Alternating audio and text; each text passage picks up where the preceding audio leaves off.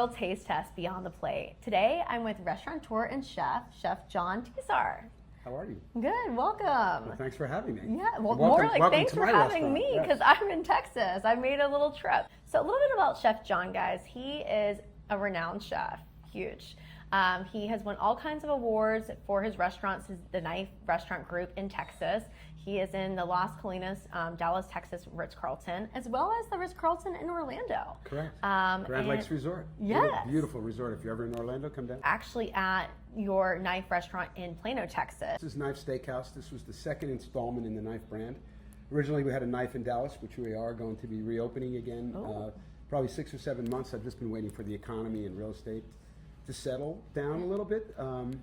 And this location has been here for 5 years. The mall's under renovation, and I believe the Dallas Stars are moving their stadium here. Oh, so that'll be very exciting to look forward to. And if you're ever out in the Plano area, this is one of our premier restaurants, Knife Steakhouse in Plano. So not only when you come to get a Dr. Pepper, make sure you stop at Knife Steakhouse. If you come to Texas, you cannot avoid the Dr. Pepper. True. It's in the minibar. In regards to accolades, they're wonderful. It's like, who doesn't like to receive, gratification or appreciation for what you do? But they're really, as a chef of many, many years, almost 45 years now, that's not what motivates me. Yeah. What motivates me are the diners, the people I work with, and the ability to keep growing and learning and making the restaurants better. When was the moment you knew you wanted to become a chef? Actually, I fell into the career. I was a skateboarder, a surfer. My grandfather was an Olympic gymnast. I was a gymnast until about 13, and then the tricks started to get too complicated, and I got into surfing and skateboarding. My parents had a house in the Hamptons, and I started washing dishes at a pub because it was like the cool place to hang out, and there were girls and beer and rock and roll in the back room. And then from that, I kind of found myself. And from there, I went to work in a French restaurant. The first year I was garde manger, I did all the cold food. The second year I did the grill, and by the third year I was the chef de cuisine of the restaurant. Oh wow, that's a really fast track. It was a fast track, and I got to work with these really amazing French guys. There were a lot of Europeans. This was in the 70s, early 80s. I had great mentors, and I was able to find myself as a chef. I think today it's really much more complicated to do that because everything's so compressed, everything's so visible, and then everything's all about television and fame and personality rather than just, really about food. Back then we could just focus on food. I like that. How do you maintain similarities or differences, if there are differences, between both your Orlando and Texas restaurants? How do you go about that, of maintaining like quality, but also having like your branding and everything too? With the branding, originally there was Knife. So Knife is all about dry aging steak and Texas product. And then I was luckily asked by Trinity Investments to go into the Orlando Ritz-Carlton Grand Lakes Resort location. And we had to make it more than just steak because we were in Florida near the ocean. So we added the seafood component. I had a restaurant called Spoon that was pretty I remember that, yeah. well-renowned restaurant, known for its great seafood here in Dallas. So we combined the two there. And, there's a sense of place when we're dealing with concept. Yeah. I always take into consideration what the products are, what the people are, what the local. It's more of a European attitude, as far as like everything should be coming from where you're living and where you are at the moment. Yeah, well, that makes sense. So you've been recognized as having one of the best burgers in the country, and that's how I actually met you. Yes. So what would you say actually makes a burger great? So this is the Ozerski right here. Okay. All-American cheeseburger. To see how thick that is. That's how you know you have a great burger. Yep, and it's just red onion, American cheese, a squishy bun, no brioche. So it's called the Ozerski because Josh Ozerski was a well-known food writer. Before he passed away, he actually passed away the night of the James Beard Awards. It was a sad story. Oh. But Josh was the food editor for Esquire magazine. Okay. So Josh had reviewed my restaurant, and luckily for the third time we were on the Best New Restaurants Esquire list. Wow. So Josh and I became friends, and since the review was over, he asked me to take a trip to Boston with him to review Boston restaurants. Okay. And all we did was talk about hamburgers and steak. And at the end of that trip, I just decided that this was the burger that I was going to go with. Josh convinced me this is the great American cheeseburger. Anything else is a sandwich or something gourmet. And when you want a hamburger, you want to go back to like childhood. You just want 2 slices of American cheese, the red onions, the umami, or makes up for the ketchup. Yeah. And we don't put any condiments on this, but you can dip. That's what I say to people. If you want mustard, you want ketchup, dip. But try the burger first. because you're eating a burger. You're not Yeah. eating ketchup and mustard sandwiches or mayonnaise. You know, so True. I don't begrudge anything you want to put on there, but I Yeah. said try it first. I enjoyed it when I had it, and I went back up for seconds. Thank you. It's quite popular, and God bless you, Josh, wherever you are. You know, for the inspiration. I know. And we'll always call it the Ozerski. I'll let you do the honors. Okay. Oh, look at that juice. That's how you know it's nice and amazing. Yeah, juicy. a good hamburger should Keep it in. Look at that, medium rare. The juice should run down your arm. Look. No ketchup, no anything, just that red onion comes through. The American cheese makes it nice and creamy, and the bun doesn't get in the way. Oftentimes, I think the biggest mistake good. people make is the meat to bun ratio, is out of proportion. And when there's too much bread, you know, you often see, a lot of times I see women eat hamburgers, what's left on the plate? Half the bun. So Agreed. I love how you also get a crunch of the onion too. I think that's like really key. That's something I haven't really seen people do. texture is really, really important. You know, even the Maillard on the outside of the hamburger is important. You know, that the browning of the meat and making it crisp on the outside with the salt and the pepper, it creates a crust. And then that American cheese is the creamy aspect. And the red onion, like I said, is that pungent umami, kind of gives you all the contrast and a little bit of crunch. I still think it's perfect. It's the great American cheeseburger. Touche. So when someone orders your burger, what do you want them to notice first, whether they're either biting into it or they, cut into it to, I believe that you shouldn't cut a hamburger. I mean, it's okay to cut the hamburger if you want to share it with somebody, but I believe that first bite really should pick it up between your two hands and take that bite. And the thing I love the most about our hamburger, we use 44 Farms, which is now McLaren meat, is the moisture. I think anything with meat and steak is just underrated. Mm-hmm. A lot of things they taste like fat at first and they're very lush, but they finish dry. Yeah. The thing that I always look for in a good quality steak or hamburger is the moisture that goes all the way through the tasting process. I look at like someone would taste wine. You know, there's a beginning and a finish. So there should be the same with meat as well. That's a really good point. I didn't think about that before, but Thank you. It's very solid. Still feel like that you're chasing something as a chef, or that you found it, or that you've accomplished that already by all the awards and accolades that you do have? That's an excellent question because I struggle with that daily. Mm-hmm. You know, as a creative person and a business person, the two worlds are very, very different. Yeah. And I've chosen by my own volition to go into both, you know, to not only be a chef, but to be a business person. So it is kind of like you have to change hats. Right. But I always look at it from the chef's perspective. You know, the food and the quality come first, but then you also have to have the business acumen or, you know, the business plan. And at the end of the day, it's really all about making money because we live in a capitalist society. Real estate is expensive. Food is expensive. You have to pay people. I also believe that you have to enhance their lives. It's no longer like you're working for me, I'm the boss. You have to kind of have a team, build a family and a culture to have a really successful restaurant.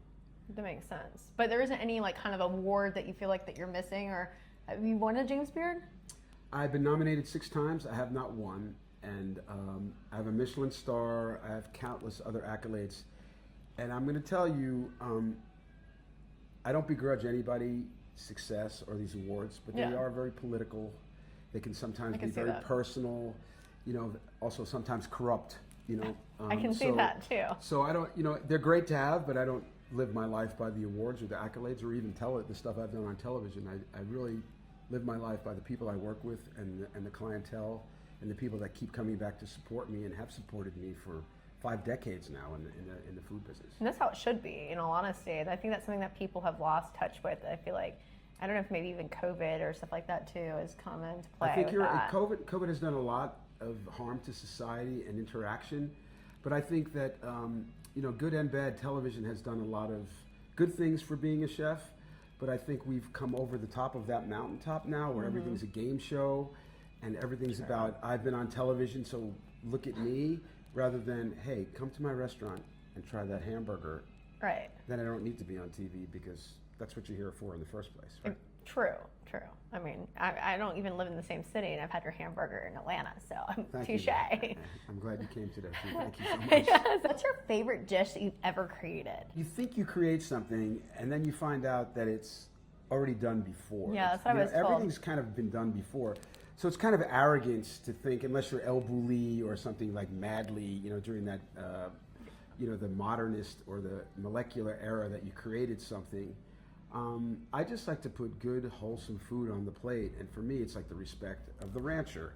It's the freshness of the fish, and not only the freshness of the fish, the fishermen that I'm dealing with. You know, I've been lucky to have restaurants on the coast and have direct relationships with fishermen. I mean, it's not an easy life to make a living off fishing, so to find a fisherman who understands that his product is being respected and being delivered by somebody who really cares, I think that's what the consumer really appreciates. So you think it's more about who you source from and and purveyors? Is that the right word I'm using? I do, but I believe sourcing is the most important thing. You know, Marco Pierre White will always say that I'm just the cook, Mother Nature is the chef, and I truly believe that and have aspired to that most of my career, having cooked in France with that kind of old world mentality of like, this is the job, this is the creativity. It's not about fame, it's not about television, it's about being a great chef. And what great chefs do is they put great food on the plate, and then they work in a restaurant where the hospitality and the service are complimentary. And it's a cult, but it's a happy cult, you know, that you can leave when it's over. Let's make this very clear. You don't have a favorite dish. You're like, when you created it, you're like, oh my God, that was so amazing. Maybe when I was younger, I got all excited, but now it's just about getting it right. And then also teaching other people to get it right. Because with multiple locations, that's the challenge, is to have who you are represented sometimes without you being there. And you can't make it all about yourself. It has to be about the team in place, but it has to be inspiration from you. It has to be true to you. So that's what I enjoy creating these days, is that if I can get my chef in Orlando and my chef in Las Colinas and my chef in Plano to make dishes that all are the same, then I've achieved what I've really, set out to do. It's like that same customer eating at all of them, and they basically get the same takeaway of like, wow, this is just like as good as it was when I was going to Orlando, or as good as it is back home in Texas. Exactly, that's what a brand is. I mean, you have to be able to rely on the Knife brand, that it's going to be one of the best dry-aged steaks you've ever had in your life. It's going to be that juicy Ozerski hamburger. And then with my culinary background, that we're going to have a great lobster pasta. We haven't tried that one yet. And good salads, and everything's from a garden or from a farmer or stuff like that. You even care about French fries. I mean, everything, it's important to have a good, I can't tell you how many times I go out and I get a soggy, limp French fries. Or they're not salted, or I don't understand why people can undercook French fries. It's like the simplest thing in the world. I've never understood that either. They're like super dry. All right, how many of you have had soggy French fries? Ooh. Ew. Or like really dry French fries But see, these are great. These are perfectly cooked. And why do you need coating? It's a potato. You don't need to coat it with another potato. Didn't you say that there's like salsa verde on here? Yeah, we do that just to, I learned that from Chef David Burke. I worked for him in New York City, and I like that it's a little variant. We serve regular fries, but I like that. I like that you can have a little bit of, like pizzazz on your French fry. It makes it something different, which I love. You don't have to rely on ketchup. You can just rely on salsa verde. It was a little twist. Yeah. Is there a particular dish that inspired you to create your Knife brand? Oh, it's all about the steak. I was asked to do a steakhouse, which was kind of exciting, but at the same time frightening, because back then, like 11 years ago, if a notable chef was asked to own a steakhouse after doing fine dining, it was kind of like selling out, or you're just kind of like, putting your name on stuff and not really worrying about it too much. So for me, it was really important about the steak. I found 44 Farms, I found Hart Brand, I found Creekstone, all these amazing ranchers, and then we put this into a dry aging process, which was very unique. We developed natural white mold. It was a vegetal penicillin. A lot of the steaks that we do serve, they're not corn-fed, and that's why they don't ammoniate, and we can age them for much longer periods of time. And it's a unique dining experience. I think people like to go on the journey of like 45 days to 60 days to 90 days to 120 days. We go as far as 240, but that's a very exotic, unique thing that you want to experience like one or two bites of, because it's very rich. And some of the meats are actually behind us. Yes, that's one of our dry aging boxes. I have them in all the restaurants. They're humidity controlled, specific temperatures, and then we grow the mold naturally. There's no inoculation, where a lot of people who do dry age, they inoculate with charcuterie mold, or they put bourbon or koji. I do it all naturally. I went to Las Vegas when Mario had Carne Vino. They were inoculating with Mario's father's Salumini mold, and Adam Perry Lang was involved, and they took all these Creekstone cuts and they covered them with really this white mold. Seeing all that. And I didn't realize it, and I came back to Texas and I developed the white mold naturally. So it was really that's really impressive. It was divine intervention. If you believe in God, I do, and it just happened. That's amazing. I know I'll have to show you guys later behind us, because I think there's some reflection. I will definitely show you all of the steaks. How much would you say, like, with this last, like, in terms of day-wise? All the boxes vary, but at one time in Dallas, which was our main location, we just closed it a few months ago, and I'll be opening a new knife in kind of the uptown area of Dallas in probably 5 to 6 months from now. But the whole idea is usually, that's one of the reasons why I did this, is because I can control the supply chain, and it costs a lot of money to set up this program. You have to build a special box, you have to get a dehumidifier, and you're holding at any time like $40,000 to $60,000 worth of inventory. So a lot of people don't want to go out that far to do that, but I figured, you know, if you're going to dive in all the way. That's the cost of a car. Yeah, you could drive a nice sports car for the... Exactly. But look, I built a brand off that. That's amazing. That process and the integrity of wanting to deliver something real. So would you say, like, all of your restaurants have like that? Yes, that is the driving force. I mean, there may be at times where the Michelin star in Orlando took the kitchen a little far away from a steakhouse because they thought they might as well get 2 stars, you know, because you get ambitions. And now we're all moving back in the last few months where all the restaurants are just really focusing on the great steak on the plate, and then also highlighting the culinary talents of the chef de cuisines that I have at each location. So I let them, we call it the box. Okay. So you have the great steak, you have the hamburger, you know, all the things that we do, and then they're allowed to do whatever they want so they can spawn their own creativity and also, you know, be more true to that regional I love that. sourcing and ingredients that we talk about. I love that. That's really cool. So there is a little bit of variety between the menus, but very little? Yeah, it's all regional, and it's just really more sense of place. Okay, so it That really changes it, caters but to the steak is always the same, and it's mostly from Texas. This 44 Farms McLaren product, and we use a little Heart brand, and then for halal people, we have Creekstone as well. Okay. We take into everybody's likes, everybody's needs, because we want them to come to the restaurant. Well, it sounds like a sports car because you already said McLaren, so you had me at that. I gotta say, so I think we should try it because we can vroom vroom and go fast. Well, that steak goes fast. Just pick up with your fingers. You go for it. Take a big bite. That melts in your mouth. Yeah, That's and really what- incredible. That dry age flavor. The difference between our dry age product and somebody else's is we developed this natural vegetal penicillin. A friend of mine, Justin Brunson, who now is using my mold in Colorado, sent it off to a lab, and we found out that it was vegetal penicillin. And these animals eat sorghum, molasses, fermented cottonseed, and silage, which is just the outside of the corn product, not the actual corn.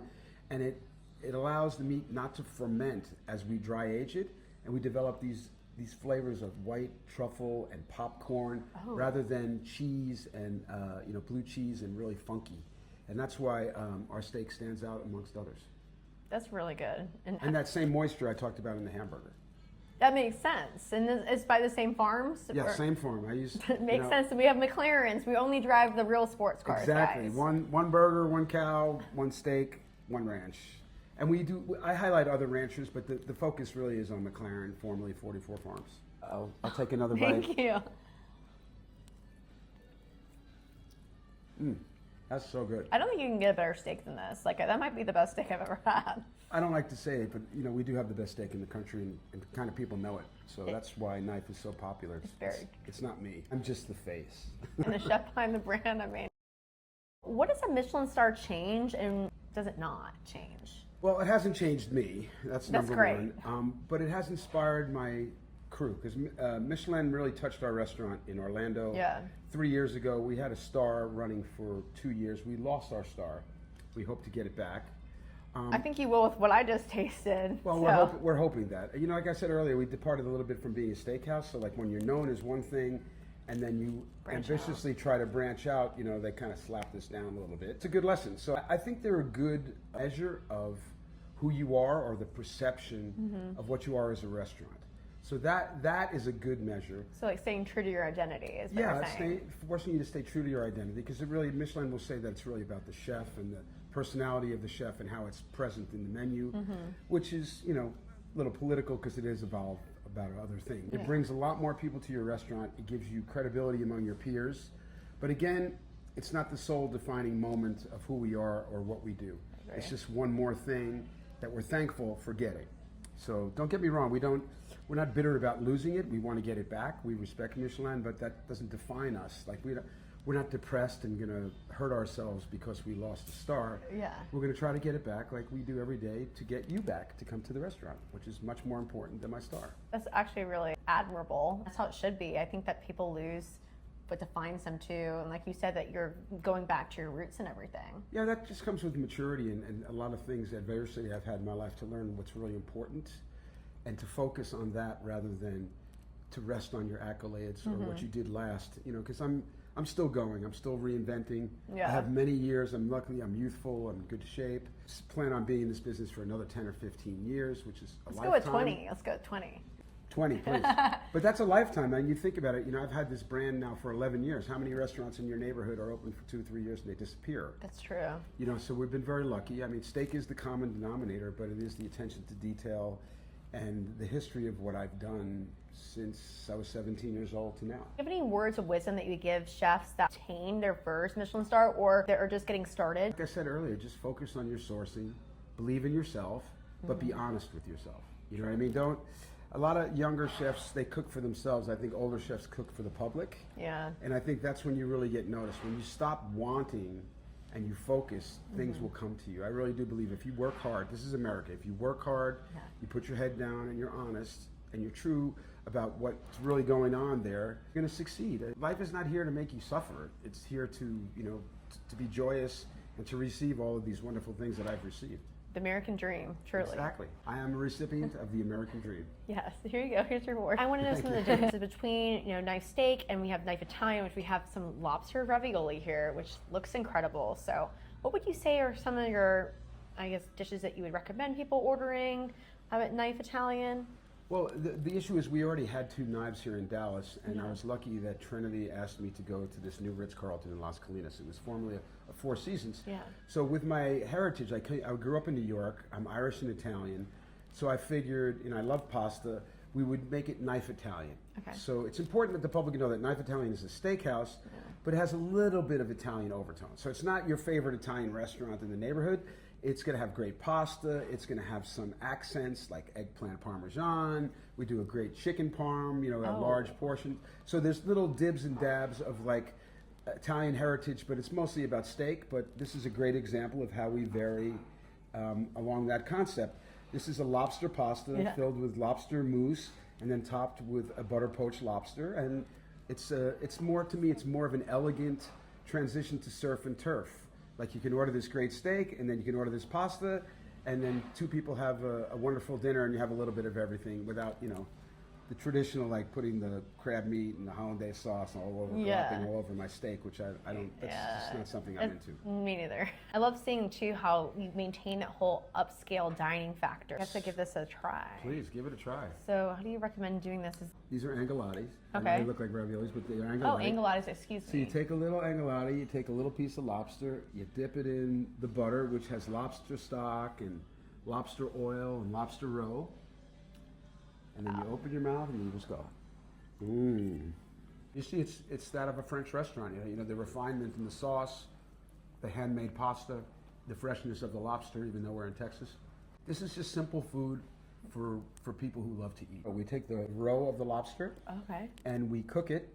We kind of sous vide it until it turns red. Okay. Then I dry it out, I dehydrate it, and then we put it back into the sauce, which fortifies it and gives it more of that lobster flavor, that sea flavor.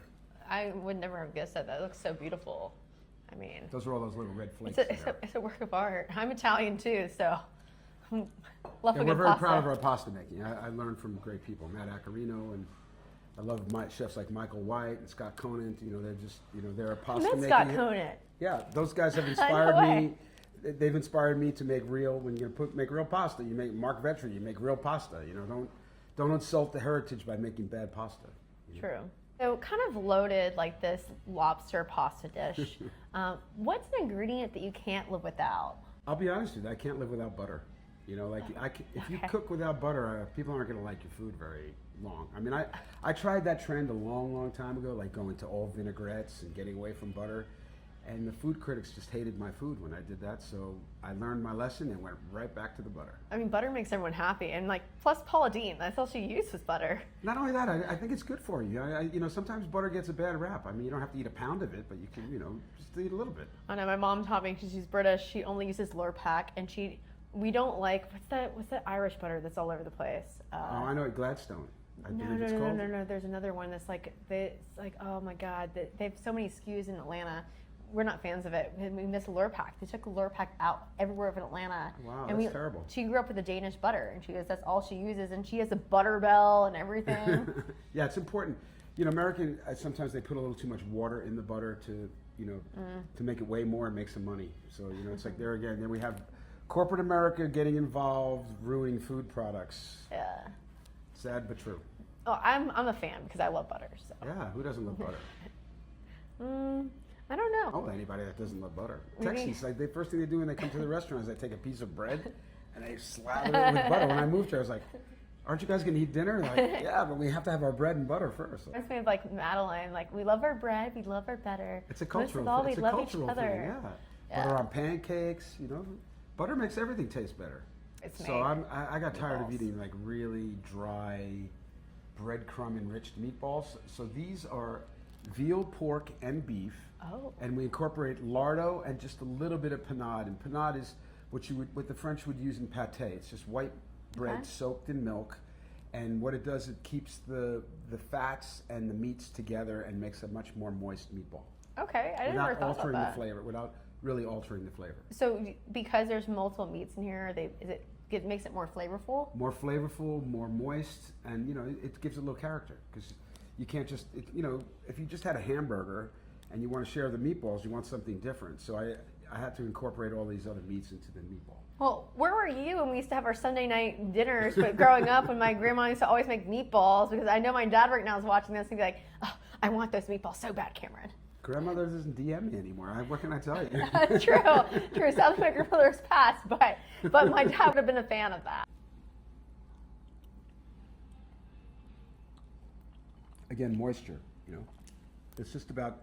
For me, it doesn't matter what you're eating; it just has to taste good. That's what I tell my cooks. Just make it taste good. It's a little spicy too. There's a little Yeah, there's a bite little to it. red chili flake in there. And we put a little Parmesan cheese on top. And the way we make our tomato sauce, if you notice, there's no vegetables in the tomato noticed sauce. that. What I do is I take the carrots, the onions, the garlic, the rosemary, and the thyme, and I steep them in olive oil. Okay. And I kind of toast them in the olive oil. And then I take that olive oil and I put them into crushed tomatoes. Oh. And then I simmer that for about an hour with salt and black pepper and chili flake. I put it in the refrigerator. The next day, all the oil comes to the top. We remove the oil, and all that flavor is in the tomato sauce without all of those other chunky things. Because I'm a purist. I think marinara sauce should just be tomato and spices, not all of that other vegetable stuff. You said you were Italian, so like growing up, did you get some inspiration from your own family? Oddly enough, I'm adopted, Okay. and Irish and Italian, but my mother, during World War II, was in this thing called a sewing club. So all the men were at war, and all the other women were Northern Italian or Sicilian. So my mother became this amazing Italian cook at home. And Wow. she made some of the greatest meatballs I've ever had, great eggplant parmesan. She made chicken cacciatore. So it's like, I come from a hodgepodge background, but it's been driven by the Italian culture for decades now. I love that. So that's kind of where you got your inspiration from a little bit. Yeah, my mom was, I guess, the sole reason that I have a palate and an understanding of food at a very, very young age. Like I wasn't allowed to eat junk food or soda till I was like 16 or 17. Oh, wow. So I have a very pure background, and it developed a palate. And then my dad was a gourmand. He loved, great French wines. He was a banker. He had a great expense account. He would take us to places like Windows on the World and Luchau, all of these iconic restaurants of the 60s and 70s in New York. As a kid, I was eating at Windows on the World, having You're exposed to salmon everything. en croûte at the age of 13, or beef bourguignon, or, I'll never forget the first time I tasted a filet mignon charbroiled from a steakhouse. My dad later on in his career was moved out to Queens, and there was this place called Part One. It was a mafia steakhouse, but I'll never, to this day, I still can close my eyes and walk into there and smell that flavor of beef. As you're walking through. And that when a great steak is cooked or you're barbecuing, and that's just to me like romantic and one of the greatest flavors in the world. I can only imagine. I can always conjure that back up, and that's what inspired, the Maillard on the steaks, and my going so deeply into the product was the love of food by my mother and father. Oh, that's amazing. Mom did teach me how to bake and cook, and my parents didn't think that I didn't know how to cook, and I was like, yeah, like, why was I going to tell you I know how to cook? Because, like, then you're going to stop making me food. So, and I moved to Alabama for my first job. They're like, wait, you know how to do all this? You know how to scramble an egg? I go, Yeah, if you can scramble an egg and you can like boil water, you can pretty much do a lot and measure. A good egg is very technical. I mean, I'm not like you that you can go in the kitchen and just be like, boom, boom, boom, and I'll be like, oh, here's my measuring cup, like my measuring cup. I've always been able to do that. It's a God-given talent. I can't even explain it to you why, but I just can do things quickly. They come to me naturally. That's why Bourdain said I was like, the best natural chef he's ever worked with, because it's just, I try hard at everything else, but the cooking just kind of comes to me. It's weird. No, do you have a cookbook or? I do. It's called Steakhouse Meals at Home. Okay. We're actually reissuing it. It'll be back out on cookbook shelves soon. Nice. And I've reshot the cover. We've done some changes to the inside, and hopefully you'll pick it up if you don't have one already. I'll get one, but make sure you send me the link so I can plug it in, or the date it's going to launch so I can plug it in. I will do that. What's coming next? Like, is there a next chapter? The next chapter, there'll be new knives and hopefully other things on my plate, but I'm afraid that the state of where we are right now, especially here in Dallas, is that we have a real estate market that's out of control. And I believe, unfortunately, we have a recession coming. It's just long overdue. So I'm holding off right now because I don't want to buy into real estate at the top of the market. I did that in Las Vegas once, and I'm never going to do it again. Default swaps. And I bought a house for like X amount and had to sell it at this amount. So I've learned, and I've been lucky enough to have all these other concepts so we can be patient and wait. But sadly enough, I think there's going to be a cleansing of the herd, soon. Just because you can't afford these $100 a square foot, $150 a square foot rents here in Dallas. And since the pandemic, all these California and New York and big corporations have moved here, building these $10 million, $12 million build outs, and it's not sustainable. So I don't begrudge anybody their success, or you come to town and open a restaurant, but I've been around long enough to know I think there's going to be a correction, and when there's corrections, there's a little cleansing of the herd. Do you think that you're going to expand to other cities outside of Texas specifically? I'm planning, we have a long-term plan after this next location in Dallas to first expand in the region, probably Fort Worth, maybe Austin after that, and then to expand in Florida. Come to Atlanta. I mean, it's not that far from Florida. It could happen. I mean, that's part of what I'm doing now. I'm negotiating with a larger group to compete against these corporate chains and kind of take our market share back with the product that's much better than what they're providing, other than the chandeliers and the mirror balls and the cars hanging from the ceiling and the pretty girls. I mean, if that's what you want, you go out and you have a good Friday night, but I'm all about the food, Same.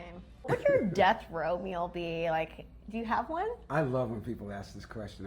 This is like the second time I've been asked this question. I had to think about it after the first time. So here's my plan. Okay. Death row meal, I get to eat and drink whatever I want. Yeah. First, I'm going to get a nice magnum of champagne. Oh, maybe a Methuselah. Right? Yeah. I'll request that. And then I'm going to have some pizza brought in from Brooklyn, New York. Real New York pizza. Okay. Someone very notable for pizza that I love. And then I'm going to eat steak. And my plan is to eat and drink myself to death before they can execute me. And then I've just done the right thing, I think. Pure gluttony. I love that. Death by gluttony, exactly. Thank you. So, so we're talking about for steak. Would you just start eating all of your steaks? Like, yes, I would just put them in the room back there. Eating. If I knew I was going to die in an hour from now, I would eat and drink until I wasn't, conscious. Why would you want to experience that? Just lock you up in that room back there. I'd eat it raw at that point. I mean, if you're trying to die by gluttony. Final question to you is, which chef do you think I should interview next on Beyond the Plate? I think a great person to talk to would be Mark Vetri in Philadelphia. Okay. He's tremendously successful, immensely talented, and very down to earth, and a sweetheart of a guy. And he's got a great story and amazing food. Probably the best pasta in America. Oh, I love that. And he's just a great individual, and I think you'd enjoy talking to him, because I do, and I have tremendous respect for him. Oh, I love that. Okay, Mark, call me. Thank you so much, Chef John, for being on the show. I really appreciate it, and thank you for having me in Texas. Well, thanks for coming, and thanks for caring. Yes. And we had a great conversation today, and hopefully you'll come back, and hopefully people will know more about Knife and a little bit about me. Yes, thank you. Thank you. Till next time. Bye, everybody.